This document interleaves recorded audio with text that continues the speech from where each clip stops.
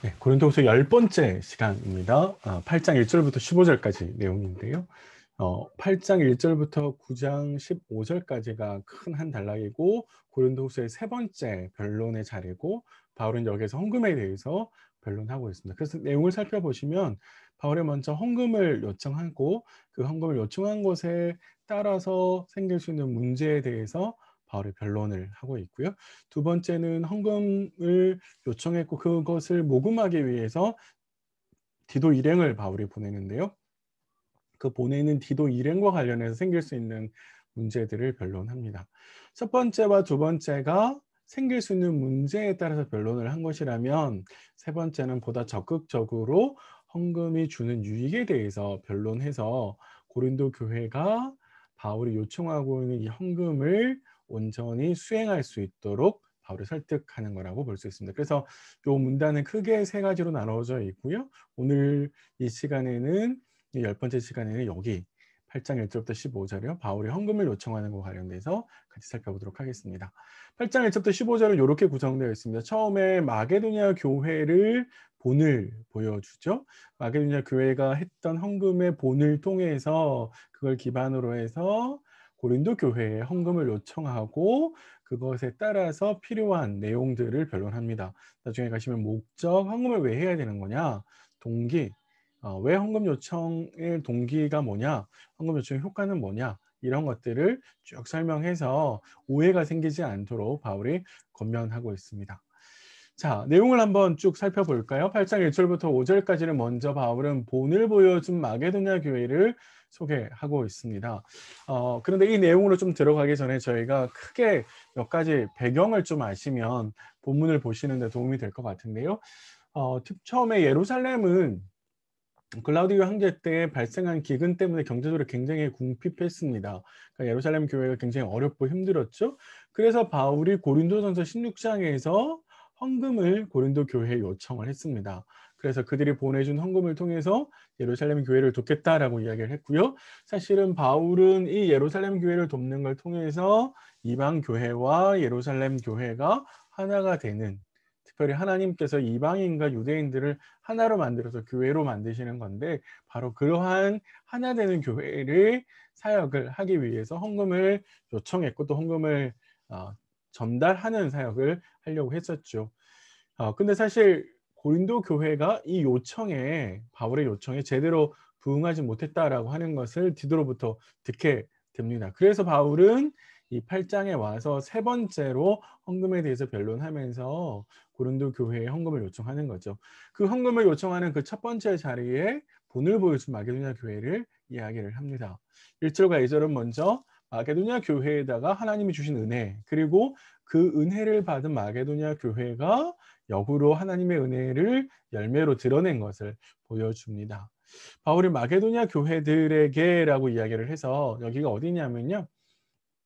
사도행전 17장을 좀 참고해 보시면 빌립보 교회를 중심으로 해서 데살로니가, 베레아에 있는 그런 사람들을 말하는 것 같아요. 그런데 바울은 바로 그 마게도냐 교회가 환난과 시련에서도 풍성하게 연보를 드렸다라고 이야기를 합니다.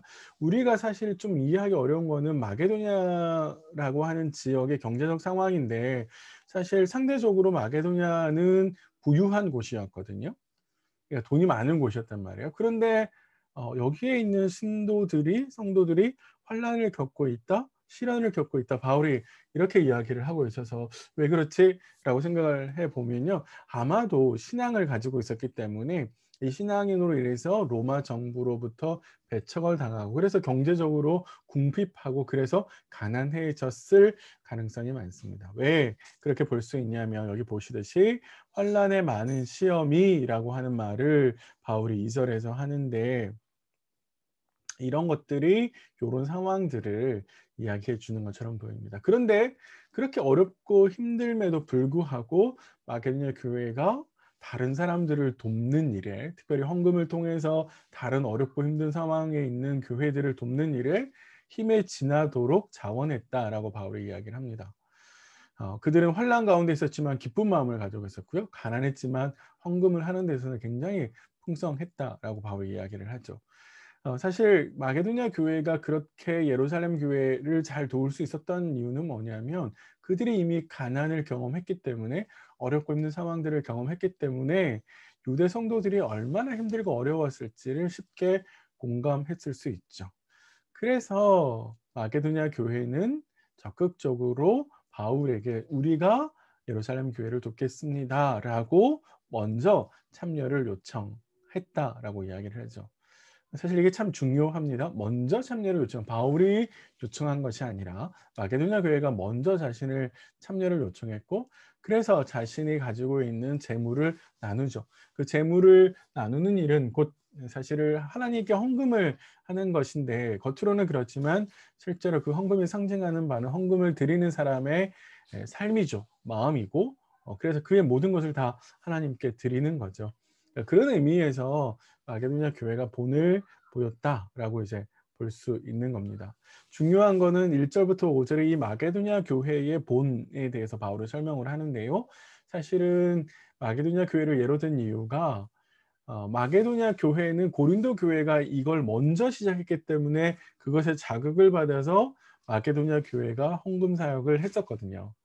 근데 보세요. 마게도냐 교회는 지금 거의 다 일을 해서 잘하고 있는데 고린도 교회는 아직 완성하지 못했단 말이에요. 그런 측면에 있어서 바울은 마게도냐 교회를 예로 들어서 고린도 교회에게 자극하려고 하는 것처럼 보입니다. 사실은 열심을 내도록 부추기는 것이죠. 그래서 바울은 고린도 교회에 헌금을 요청하는데요. 이 헌금을 요청하는 방향은 바울이 크게 두 가지 방향에서 요청합니다. 첫 번째는 이 헌금을 모금해서 가지고 와야 되는 디도에게 권면하는 거죠. 사실은 이것을 디도가 처음에 시작을 했었거든요. 그래서 바울은 디도를 고린도로 다시 보내서 모금을 완결하기를 권고합니다. 바울이 디도를 고린도에 다시 보내는 이유가 여기에 이제 되는 것이고요. 두 번째는 디도를 뿐만 아니라 헌금을 해야 되는 고린도 교회를 향해서 바울이 권면합니다. 사실 우리가 고린도 전서에 살펴봤듯이 고린도 교회는 말과 지식 그리고 사랑이 굉장히 풍성했단 말이에요.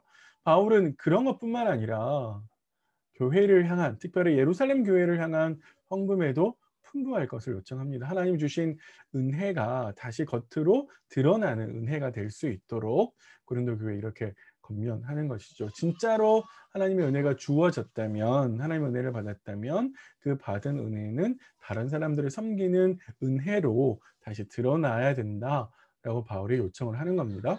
자, 이렇게 요청을 하고 나면 사실 고린도 교회 입장에서 보면 여러 가지 면으로 불편할 수 있거든요. 바울의 말, 또 바울이 요청하는 사실들이 불편할 수 있어서 사실 오해를 할 수 있는데, 그런 오해가 생기지 않도록 바울이 그들에게 요청을 이렇게 합니다. 특별히 세 가지 점에서 그러니까 불러올 수 있는 불필요한 오해가 있는데, 첫 번째는 바울이 너무 강압적으로 명령하는 거 아닌가? 라는 오해를 하나 할 수 있고요.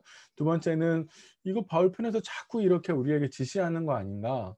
라고 오해할 수 있고, 세 번째는 그렇게 헌금하고 다 나눠주고 나면 우리는 더 가난해지는 거 아닌가? 이런 오해가 생길 수 있어서 우리 헌금 요청에 따라서 생길 수 있는 오해를 풀어주는데요. 8절부터 처음에 나오는 10절까지는 이 첫 번째 강압적인 명령의 일이라고 느낄 수 있는 부분에 대해서 이야기를 합니다. 자, 보세요. 헌금 요청의 목적은 진정성에 있다라고 바울이 설명을 하죠. 보세요. 이 은혜에도 풍성하게 할지라, 이건 사실 헌금하라는 이야기였잖아요. 근데 바울의 이 말은 명령처럼 들릴 수 있죠. 어, 풍성하게 해라 이렇게 이야기를 하는 거니까. 근데 사실 바울은 이게 내가 너희한테 명령하는 게 아니라 너희가 진짜 교회고 사랑이 있다라면, 하나님의 은혜를 진짜 받은 사람이고 하나님의 성도고 하나님의 교회라면 다른 사람들을 돕는 것을 통해서 너희에게 있는 그 진정성을 보여줄 수 있다. 그리고 이번 기회로 그 진정성을 보여주는 기회로 삼아야 된다라고 바울이 이야기를 하는 겁니다. 자, 그러니까 헌금을 요청하는 목적은 명령하는 것이 아니라 강압하는 것이 아니라 여러분의 진정성, 진심을 보여줄 수 있는 기회이기 때문에 헌금을 요청하는 겁니다. 라고 바울이 이야기를 하죠. 그러면서 바울은 예수님께서 스스로 가난해지신 것을 예로 듭니다. 사실 예수님은 하나님의 아들이었지만 그 하나님의 아들로서의 만족하지 않아 스스로 가난해지셔서 인간의 몸을 입고 십자가에 오셨죠. 십자가를 지셔서 인류를 구원하셨는데 그걸 통해서 사실 고린도 교회를 부유하게 만들었습니다. 하나님의 자녀가 되게 하셨고 또 하나님의 상속받는 자녀가 되게 하셨죠. 이건 그리스도의 자발적 가난을 예로 들어서 바울은 고린도 교회도 진짜 진정성이 있다면, 진심이 있다면 다른 이들을 위해서 자발적으로 가난에 동참할 수 있어야 된다라고 예를 들어줍니다.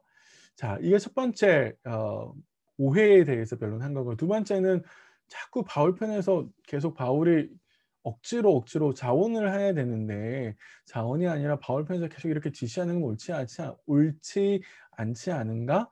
라고 이제 이야기를 할 수 있는데요. 17부터 12절에서 바울은 이거 내가 먼저 너희한테 요청한 것이 아니라 너희가 먼저 시작한 일이지 않느냐라고 바울이 헌금을 요청하는 동기를 설명합니다.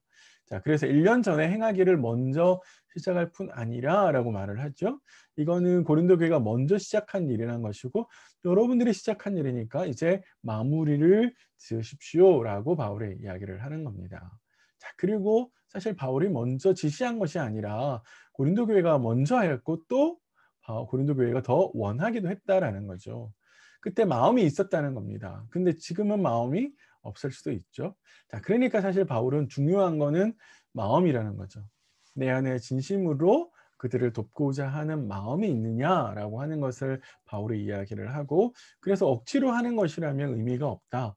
그건 하나님께서 받지 않는다. 우리 아까 마게도니아 교회 본을 설명하면서 마게도니아 교회가 자신을 먼저 하나님께 드렸다라고 이야기를 하잖아요. 그리고 헌금은 사실 하나님께 드리는 거죠. 그것을 물질로 표현하는 것인데 억지로 하는 것이라면 하나님께서 받지 않으실 거다라고 이야기를 합니다. 자, 그게 두 번째고요. 세 번째는 헌금을 해서 우리가 더 가난해질 수 있는 거 아닌가? 우리가 더 약해지면 어떡하지? 라고 하는 걱정을 할 수 있는데 바울은 헌금은 가난해지려고 하는 것이 아니라 곤고하게 하려고 하는 것이 아니라 사실 균등하게 하는 것이다. 이게 이제 평균하게 하는 거다라고 바울은 이야기를 하죠. 헌금은 고린도 교회를 가난하게 만드는 것이 아니라 예루살렘 교회와 균등하게 만드는 거죠. 이것이 헌금의 효과입니다. 그러니까 나만 부유하게 잘 사는 것이 아니라 어렵고 힘든 상황 가운데 있는 이들을 도움으로써 함께 살아갈 수 있도록 해주는 그런 경제적인 효과가 있는 것이죠. 그것뿐만 아니라 사실 더 나아가서 이 균등의 원리는 예루살렘 교회와 연합을 일으킬 수 있죠. 나중에 상황이 바뀌게 돼서 예루살렘 교회가 형편이 나아지고 고린도 교회가 형편이 어려워지면 예루살렘 교회에 또 다시 도와줄 수도 있는 것이죠. 자, 이런 측면에서 바울은 출애굽기 16장 18절에 있는 광야에서의 균등함, 많이 거둔 자도 남지 않고 적게 거둔 자도 모자라지 않았다라고 하는 말씀. 사실 하나님께서 첫 번째 이스라엘 백성들을 통해서 균등의 원리를 이루셨다.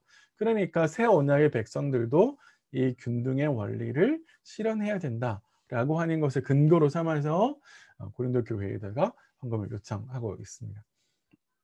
자, 그래서 오늘 말씀을 정리해 보면 바울이 마게도냐 교회를 예를 들어서 고린도 교회에 헌금을 요청하고요. 그 헌금을 요청하면서 생길 수 있는 불필요한 오해 세 가지를 바울이 차곡차곡 설명했습니다. 그래서 헌금을 헌금을 요청하는 목적, 그건 바로 고린도 교회의 진정성을 요구하는 것이다라고 이야기를 했고요. 헌금 요청의 동기는 바울이 먼저 지시한 것이 아니라 고린도 교회가 먼저 자원했다라고 하는 것. 세 번째, 헌금은 효과가 있는데 그건 바로 모두가 다 평균해서 잘 살 수 있도록 하는 거다라고 하는 측면에서 바울은 변론을 했습니다. 한번 생각하고 실천할 것들을 한번 보시겠어요? 마게도냐 교인들은 자원, 힘에 지나도록 헌금했습니다. 이게 사실 하나님께서 우리에게 주신 은혜 받은 일 삶에서 선한 행실로 드러낸 거죠. 이게 우리에게 꼭 필요한데 나에게 주신 하나님의 은혜는 어떤 모습으로 드러나고 있을까 한번 생각해 보셔야 됩니다. 하나님의 은혜를 받았다면 그것이 내 안에서 다른 사람들을 돕고 다른 사람들에게 흘려보내는 은혜의 모습으로 드러나야죠. 선행의 모습으로 드러나야 된다는 겁니다. 다른 이들을 배려하고 돕는 모습에서 특별히 하나님 주신 은혜가 어떤 모습으로 드러나고 있는지 한번 생각해 보십시오. 두 번째, 마게도냐의 본은 다른 이들을 섬기는 일에서 자원이 중요한 원리임을 보여줍니다.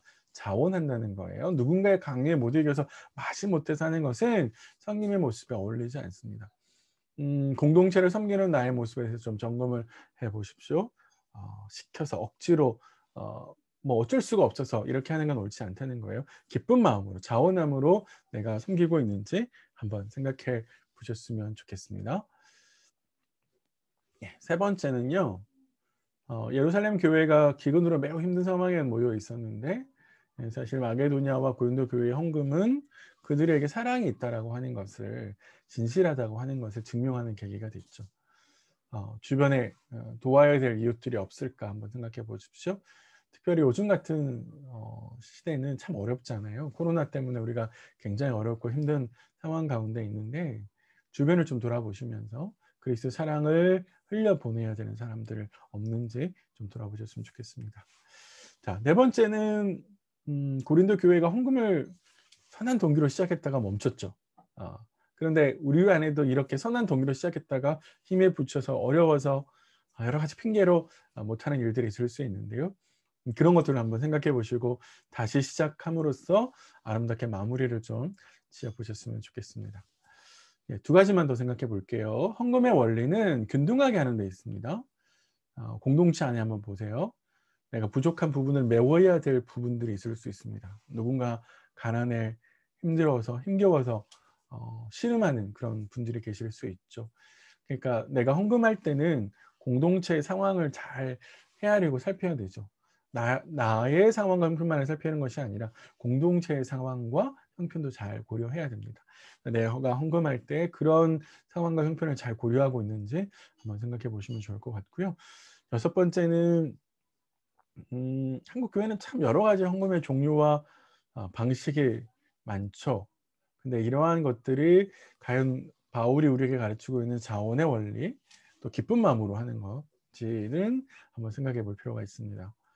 자원의 원리에 어긋나는 것 한번 생각해 보세요. 바구니를 돌리는 것, 분위기에 맞춰서 어쩔 수 없이 헌금하게 될 수 있죠.